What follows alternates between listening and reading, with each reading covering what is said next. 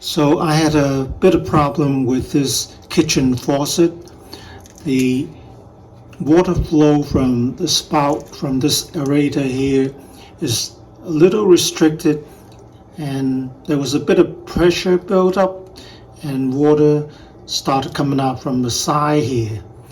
And no matter how much you tighten this, water was still coming out from the sides.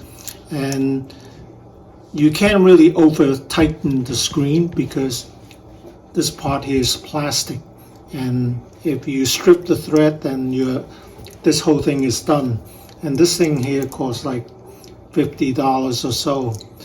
So the problem can usually be solved by taking out the screen, this aerator here, and clean it.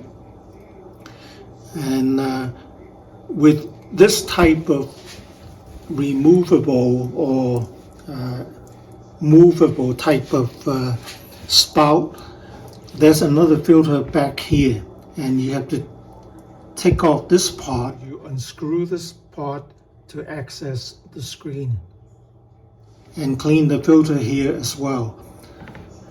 Over time you would have dirt here as well as here. So when you take this part off, be careful not for this to restrict into the faucet. So that part back there, be careful not to have it retract all the way back there, otherwise you'll have a hard time fishing it out.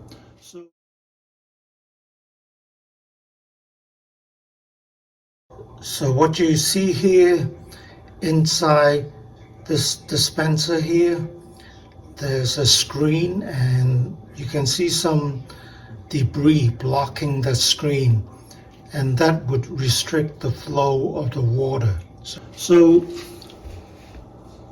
because the newer type of faucet, they all have this water restrictor, and this makes it worse when you have some debris here.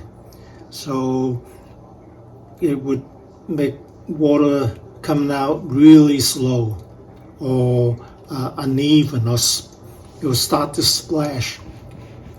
For me, I would just take this out, and I just keep the plastic screen.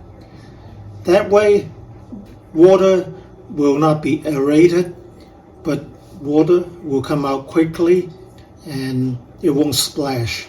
So this is how it works now, like the old style plumbing without the aerator.